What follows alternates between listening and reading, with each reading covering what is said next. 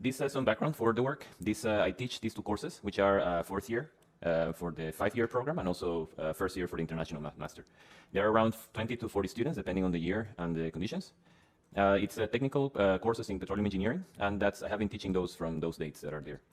We have some education quality assurance, which is this reference group system. And on top of that, I have some anonymous comment box, so the students can drop their comments anytime they want. And also I have run some surveys, usually either during the semester or at the end. The evaluation, it consists of a 60% final exam, which is done executed in Inspira. And some questions, the students can use Excel and then upload the answers. And 40% home exercises, which are 3 to 4 sets. In each set has maybe 3 problems each.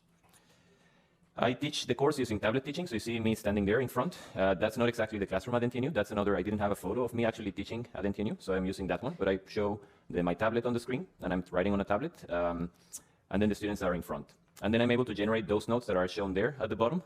And also I'm able during the lecture to pull other tools that I need. For example, there you see it's a Python Jupyter screen, but you can use Excel, you can use the web, or you can use other things. And I like to experiment. Since I took over the course, I like to try different things. It's essentially very much problem-based learning. And these are some of the things that I have tried. So I have regular lecturing, exercises during class, exercises outside of class, group work. At the top there, you see some sort of a puzzle that I made to teach part of something that it's a hardware on the well. We also bring equipment, you see to the right, the equipment that the students can touch and manipulate.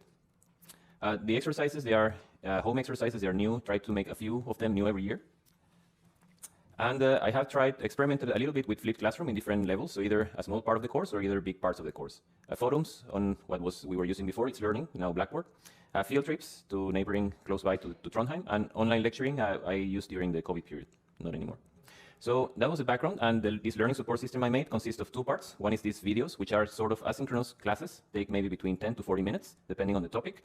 And the quizzes, they are online, and they consist maybe of 4 to 15 questions each, and they are corrected automatically. It has no human intervention other than when creating the quizzes. So motivation for the videos is to experiment with this flipped classroom in another just creating these asynchronous videos, and then the students have to watch them, and that will be flipped classroom.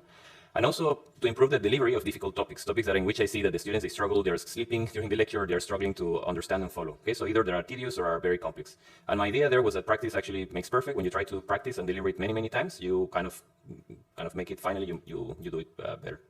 And the quiz, it was mainly to motivate students to keep up with the content. A challenge I have is that I have some reading material and then the students don't follow up, or watching some videos or doing something, they are not doing it on time. And also to better understand the material. Like with the quizzes, I try to ask questions that actually challenge them on the material, on the content. Save evaluation time, that was not a big reason, but with the quizzes automatically graded, that will be something that will be nice to have. And also standardization of some class exercises that I see that I repeat every year. After this period, I saw there are some things that I'm repeating constantly, and then I said, well, this I can simply try to standardize. And also personally for myself, if I wanted to learn about web app development, I wanted to learn better JavaScript and HTML, and I wanted to learn about encryption. And then another motivation for me is I wanted to see if this system can be used later for a MOOC, because I'm participating in this project that is shown there, and there we have promised that we have to make a very simple MOOC, a massive online open course.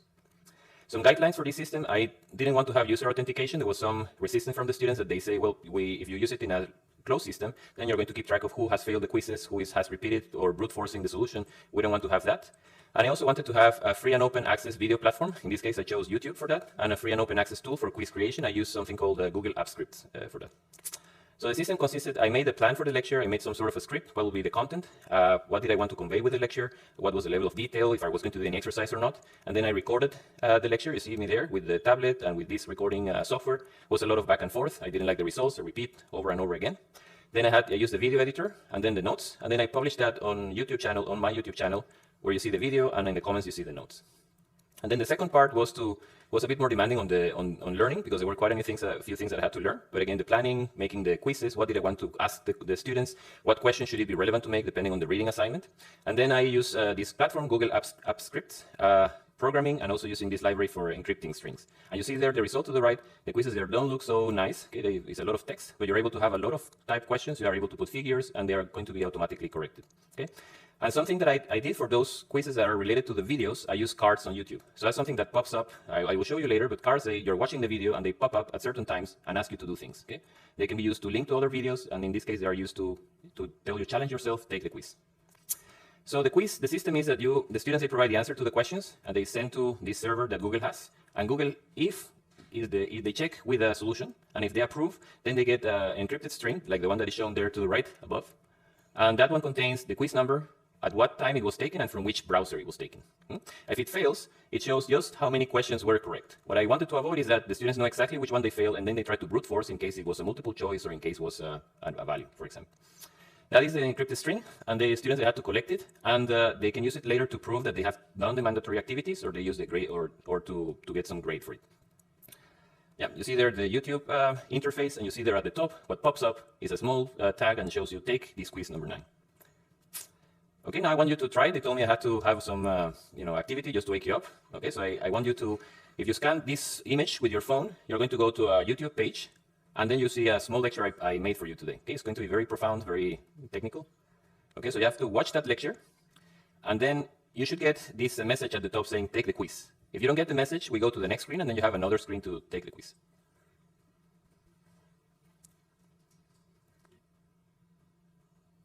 Did you get it? So if you click, when you answer these 2 questions, you click submit, you should get a message. Did you approve or not? If you approve, you're going to get your string, encrypted string saying that you have, that's a valid, that's a proof that you have approved the quiz. Okay? You got it? Sorry, I don't have any prices for these tags, so sorry for that, but you can keep it just like a souvenir from this presentation. Okay? Then the other demo I had was a reading assignment. So again, you scan the one on the left to get the document. Okay? And then afterwards, you scan the one on the right. Can you move the mouse out? Yes, I think it's in the way. Okay. On the left is a reading assignment, and on the right is a quiz. For those of you that don't have an engineering background, just be patient. It's not so difficult, although it might look very scary, to start with. Okay, ready? Yeah. So just to show you, that was just to show you what I use it for. And this tag that I had, this string, I can later, all the students, for example, in one of the courses, I tried this for 2 years. So in one of the courses, they submitted that string in an Excel file for all the quizzes. I think they had around 20. Okay, and then I used those to approve either the mandatory activities, or we had some graded that accounted for, I think it was 10 or 15% of the grade in one course. Okay, so they had to submit the string, and then I had a program to unencrypt it, and then I could see for which quiz was it, and at which time, and at which from which browser. Okay, so the outcome from this testing, I say it works. Okay, it was a lot of effort and learning required to create the quizzes. Just when you get the first time you make the product, but somewhat after it becomes a bit easier because you already have a template that you can use. You change the questions, and then you use it for another course. There is less time required for corrections, although it's not a significant saving in time, but it's less time. Regarding the videos, it's actually, I thought it was better delivery of tedious topics. It was a lot of slides that I was passing them, and I thought it was a bit boring when I was teaching. Okay. And works better together with classroom teaching. I thought that only the quizzes will be a good motivation for the students to keep up with content, but I think it works better if at least some of the quizzes are discussed in class, or some difficult questions, and I think that motivates the students better. From the students, that was my point of view. Okay, but from the point of view of the students, the videos is something they definitely like. Okay, because they say that they can rewatch it many, many times to understand difficult content. Pausing, they can stop whenever they want. They can watch it whenever they have time, which we know it's like it's an advantage and also disadvantage with having recordings. Okay, the quizzes, it was a bit of a mixed feedback. Many of them agree that it was good to test themselves. Many of them agree that it was good to keep up with the content, but the main comment was that it was too much work. Okay, which I think I'm kind of proud of that comment, because that was my intention, to give them work and that they have to keep up to date with the content. Okay, but when I was asking, is it fair for what you get out of it? Many of them answer, well, yes, we have to accept that. Okay? One thing that I did intentionally is that you don't get in which questions you have an error. Okay, so then you have to be really sure of what answers you're delivering in each, maybe to check with other people, maybe to discuss the questions. And I thought that was something very positive, but some of them took it very frustrating, that they were clicking and clicking and clicking and always getting the fail message. Okay, but I kind of explained the system, and then they were a bit more positive, but still they reported frustration. Okay, so for the future, I think that one issue was copying. That the student could generate several strings from their computer and give it to others, okay, or can simply to avoid others doing the quiz. So that's why I had the timestamp check and the browser check. If I see that many codes are generated from the same computer at the same time, that is an indication that you might have copying.